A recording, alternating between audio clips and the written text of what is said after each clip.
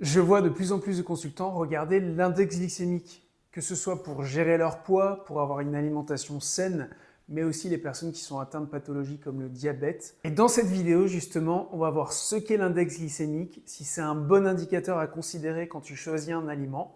Je vais te parler de 5 limites de cet indicateur chiffré et d'un indicateur bien plus intéressant si tu veux maîtriser ta nutrition. Maxime, naturopathe et praticien en nutrition fonctionnelle, je te donne des conseils santé et longévité en agissant sur ton hygiène de vie et ta nutrition particulièrement pour améliorer ta vitalité et écarter le risque de maladie à plus long terme. L'index glycémique, c'est un chiffre entre 0 et 100 qui mesure à quelle vitesse le sucre monte dans ton sang après avoir mangé un aliment. En fait, on va donner 50 grammes de cet aliment et selon la vitesse à laquelle le sucre monte dans le sang, l'IG va être plus ou moins élevé. Et il y a un classement classique qui est fait avec les IG, c'est les IG bas, les IG modérés et les IG élevés. Bien évidemment, tout le monde est obsédé par les IG bas et il y a plein de livres de cuisine qui récapitulent des recettes qui justement possèdent cet attribut. Et en fait, si on s'intéresse à l'index glycémique, c'est qu'on veut maîtriser ces pics de glycémie. Et je t'explique plus loin dans la vidéo pourquoi ça a un intérêt pour la santé. Mais il y a quelque chose de base qui va déjà complexifier l'interprétation de cet index glycémique. Par exemple, pour un même aliment, des pâtes, l'index glycémique va varier selon la durée de cuisson. Par exemple, si tu prends une banane, elle va avoir un index glycémique qui va être bas quand elle n'est pas mûre, mais qui va augmenter au fur et à mesure du temps. Et l'autre chose qui fait varier l'index glycémique, c'est si l'aliment a été transformé. Par exemple, une pomme entière, c'est pas du tout la même chose qu'une compote. Une pomme de terre cuite vapeur, c'est pas du tout la même chose qu'une purée. Et tu l'auras compris, c'est pour ça que les plats transformés sont une catastrophe pour la santé, parce qu'ils décuplent l'index glycémique des aliments. Et surtout, la réalité des choses, c'est est-ce que tu manges cet aliment seul? Ce qui nous amène à la première limite. La première limite, c'est qu'on mange rarement un aliment seul dans le cadre d'un repas. Bon, si je prends l'exemple du riz blanc, c'est un aliment qui a un index glycémique qui est très élevé. Mais en général, tu vas l'accompagner d'un morceau de poulet, de quelques légumes, et tu vas mettre aussi un peu d'huile d'olive dedans. Eh bien, cet ajout de protéines, de lipides et de fibres va faire baisser l'index glycémique global de ton aliment. Au final, lors de la digestion, tout se mélange et ton riz ne va pas être absorbé de la même façon si tu le manges avec ces autres aliments. Bon, peut-être qu'à la fin du mois, ça t'arrive de manger du riz blanc isolé, mais je te le conseille pas. Donc en réalité, ton riz blanc, s'il est accompagné de tous ces aliments, il passe tout à fait. La deuxième limite de cet index glycémique, c'est qu'il ne tient pas compte des facteurs individuels qui te concernent. Par exemple, l'état de ton microbiote. Si tu es stressé en ce moment, si tu as eu une mauvaise nuit, même la nuit précédente, ta fréquence d'activité physique, tout ça, ça va agir sur ta façon de gérer la glycémie. J'ai d'ailleurs fait une vidéo sur le stress à laquelle tu peux accéder à partir du lien. Et en fait, tu peux très bien manger un aliment à IG bas et avoir un pic de glycémie alors que ton voisin mange le même aliment et n'a rien du tout. Et c'est justement à cause de ces facteurs. Et effectivement, il y a beaucoup d'études qui montrent l'impact énorme du sommeil sur la gestion de la glycémie du lendemain. Si tu passes une mauvaise nuit, si ta nuit est trop courte, si tu as trop de réveil ou si ton sommeil n'est pas assez profond, tu vas avoir une gestion de la glycémie qui sera bien moins bonne que si tu as bien dormi. Quand tu es stressé, ton cortisol augmente. Et qu'est-ce que c'est l'effet de ce cortisol? C'est d'augmenter le sucre dans le sang pour te donner l'énergie de te sortir d'une situation. La troisième limite, c'est que l'index glycémique ne mesure pas du tout la qualité de ton aliment. En fait, il n'analyse pas du tout la qualité micronutritionnelle, notamment la richesse en vitamines, en minéraux, en antioxydants de ton aliment. Et ça change tout parce qu'entre deux aliments qui ont un index glycémique élevé, ils peuvent avoir un impact sur la santé qui est totalement différent. Tu vas trouver ça fou, mais un magnum a un IG modéré parce qu'il contient beaucoup de gras, mais une carotte cuite, elle va avoir un IG qui est plutôt élevé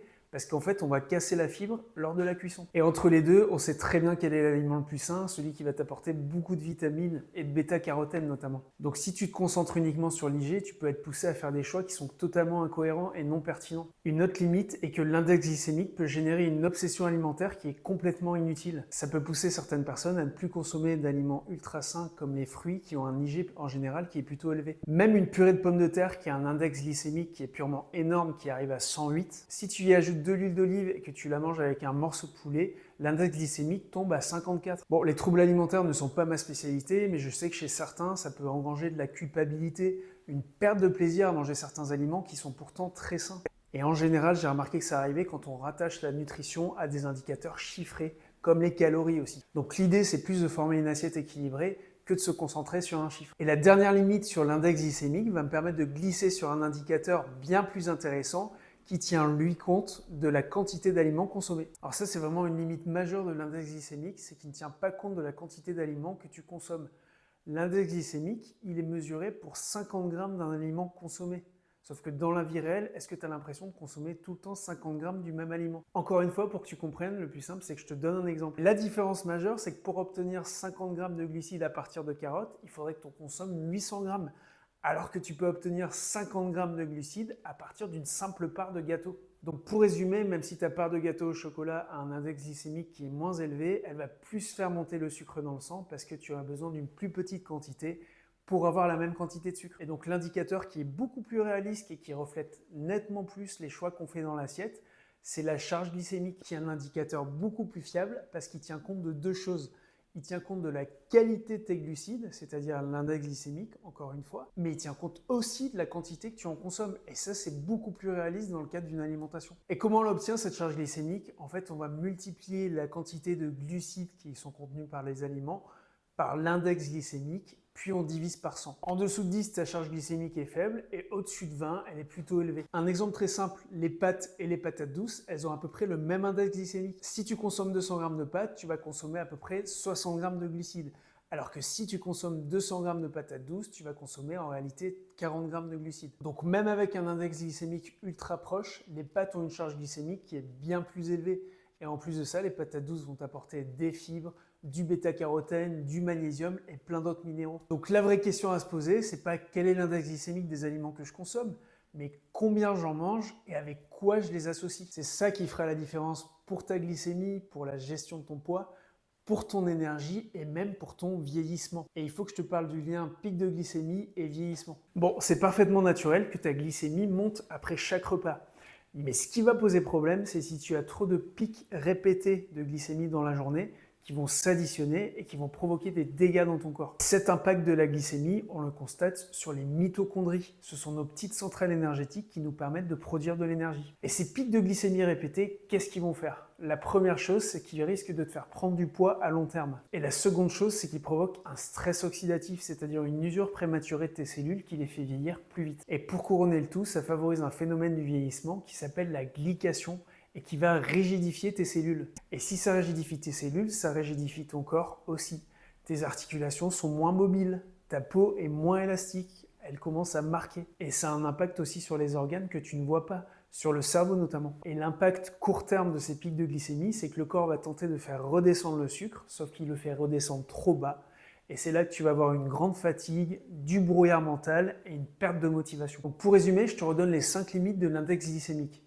La première, c'est qu'on ne mange jamais un aliment seul dans la réalité. Il fait toujours partie d'un repas complet composé de glucides, mais aussi de protéines, de lipides et de fibres. Et tout ça, ça va modifier la réponse glycémique, bien évidemment. La deuxième limite, c'est que ça ne tient pas compte de ta constitution ni de ton hygiène de vie. Le sommeil, le stress, tes capacités digestives du moment. La troisième limite, c'est que l'IG ne dit rien de la qualité micronutritionnelle d'un aliment. On peut trouver des aliments à IG bas qui ne sont pourtant pas sains. La quatrième limite, c'est qu'il peut créer des obsessions alimentaires. On peut fuir des aliments 100% naturels et bruts parce qu'ils ont un index glycémique qui est élevé, alors qu'en réalité, ce sont des aliments parfaitement sains qui doivent faire partie de l'alimentation. Et la cinquième limite, c'est qu'il ne tient pas compte des quantités de glucides consommées.